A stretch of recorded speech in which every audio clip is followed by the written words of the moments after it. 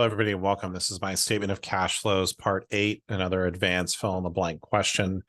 Again, this is a question that I like to use for my classes just because I think it helps you, gives you a clue to what the cash flow looks like, and you're kind of working a little bit backwards, which is kind of fun, at least for me.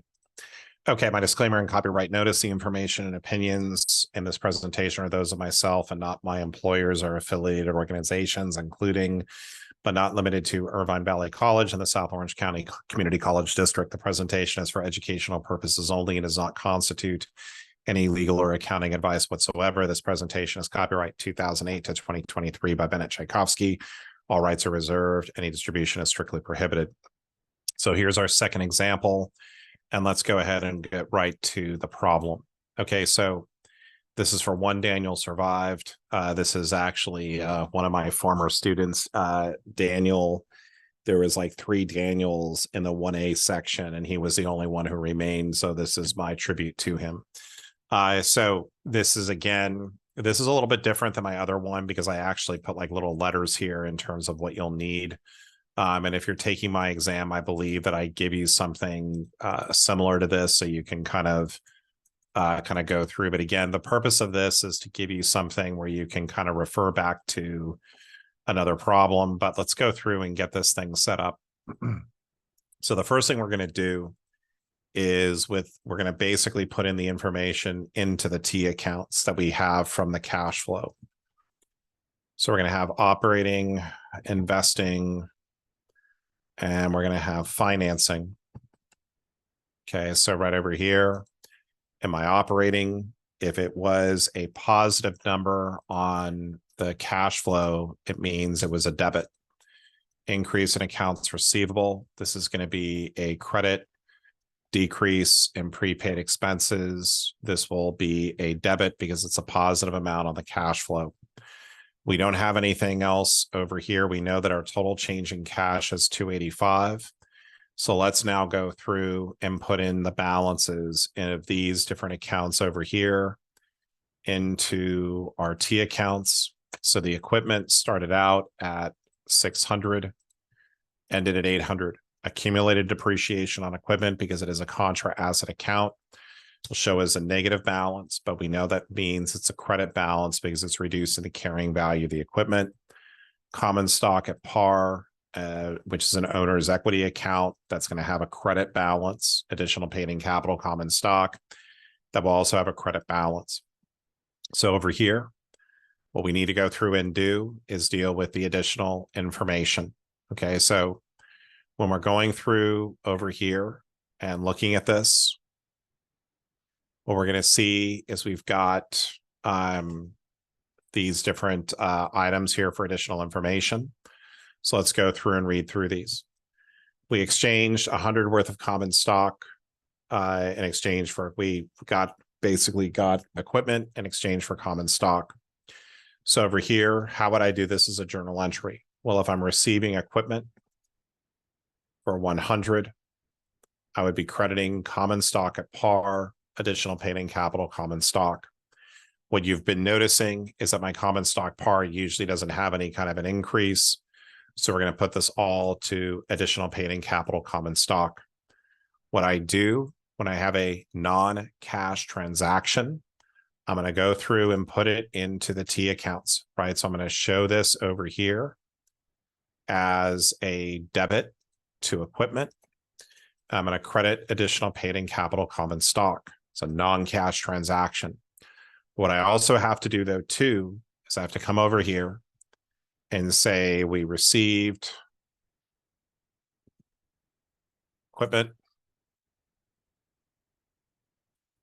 by issuing 100 of common stock.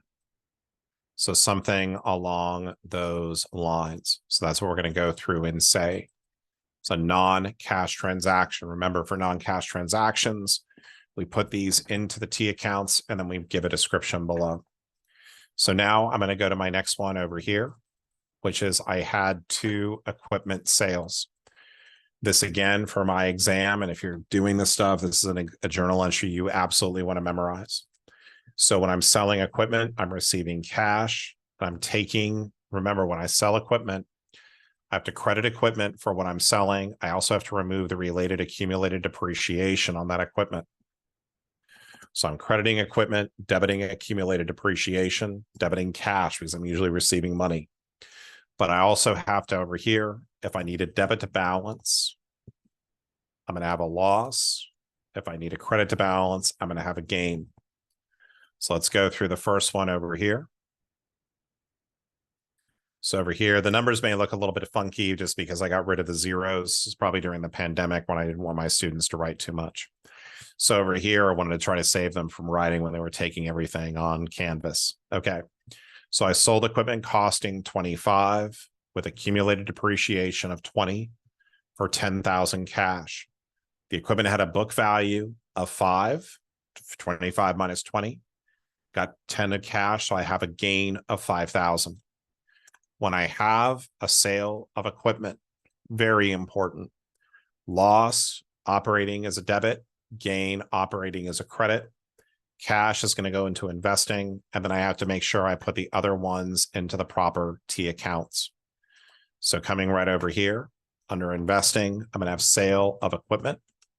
I'm going to show this over here as a debit for 10.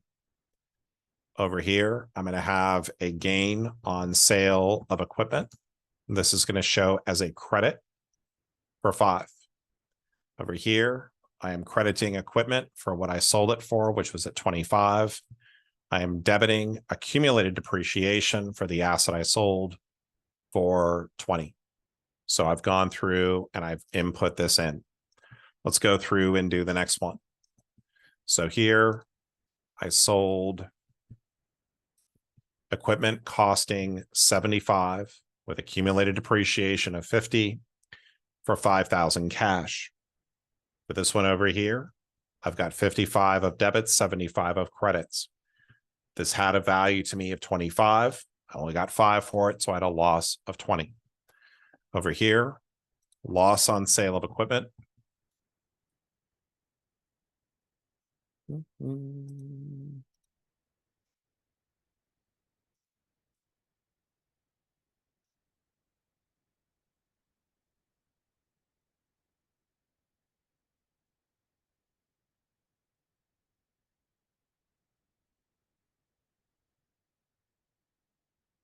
So my loss on sale of equipment was at 20. My sale of equipment for the second piece of equipment I had, it's going to be over here at 5. Then I had over here, I sold equipment, the amount that I was carrying on the books for. The accumulated depreciation was at 50. The equipment itself was here at 75. So I've gone through and I've dealt with the additional information, right? Dealt with that additional information, dealt with the cash, the non-cash transaction. Now what I need to go through and do is to balance the T accounts. So come over here to the equipment. Let's do the easy ones first. Common stock at par, additional paid in capital. These are already balanced, so we don't really need to do anything here. With equipment, I had 700 plus 100, which is, 600 plus 100, which is 700, minus 100, or 25 plus 75, equals 800. So what does that mean this is going to be? Well, if I have over here, give us a value here.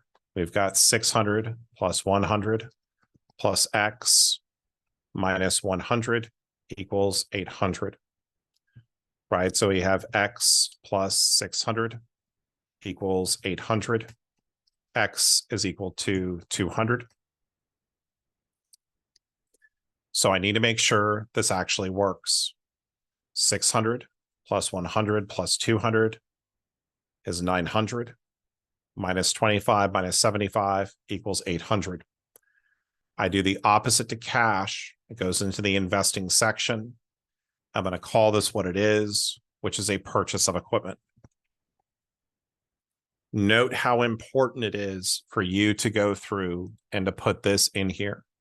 If you didn't put the equipment amount in here on the non-cash transaction, you would get the wrong amount. Let's go over here to accumulated depreciation on equipment. So over here, I've got 500 plus Y minus 70 equals 600. This is the same thing as Y plus 430 equals 600. Y is equal to 170. Let's see if we can get this to work. 500 plus 170 minus 20 minus 50 equals 600. What this represents, as we remember from earlier, is when I am crediting accumulated depreciation. This is depreciation expense. Over here, I'm going to basically go ahead and debit cash for the 170. I'm going to call this depreciation expense. So these have all now balanced. So I'm now ready to go through and to basically make sure that when I add up these three accounts, there's nothing in financing, but I want to make sure this equals up to 285. So I've got 505 of debits. I have 35 of credits. 505 minus 35 is 470. This is going to be net cash provided by operating activities. Over here, I had 2 sales of equipment for 15. I purchased equipment for 200. So this is going to be net cash used in investing. So operating, investing, financing. Operating is 470. Investing is 185. Financing is 0. Over here, 470 minus 185. I get 285, which is my amount of my cash. So I've balanced. If you didn't balance, it's okay.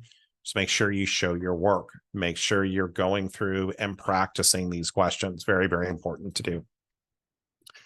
Okay, so now what I need to do is to finish up my cash flow. So what I'm going to do over here, so say for the year ended 12/31/21, and let's go ahead and make these all so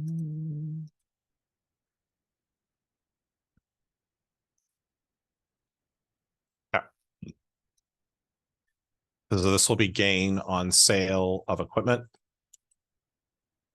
This here will be loss on sale of equipment. And this will be depreciation expense.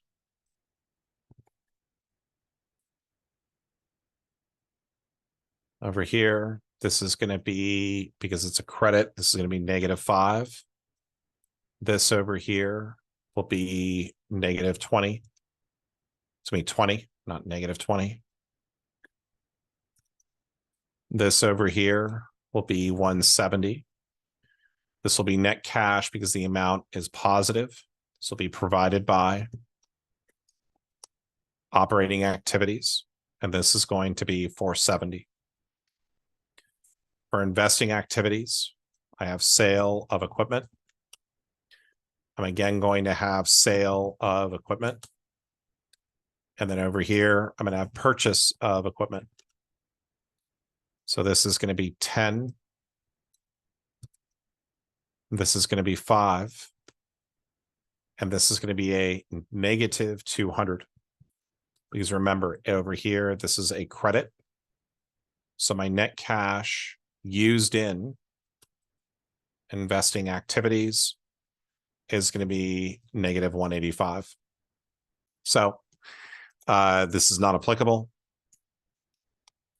And so I get total change in cash as 285, or the 470 minus the 185. My beginning cash, this equals my ending cash balance with my non-cash transaction listed out. So again, I like this type of question just because it helps us kind of like see like the bigger picture. We're working backwards a little bit. But again, the more you practice these types of questions, the better off you're going to be, especially if you're taking my exams.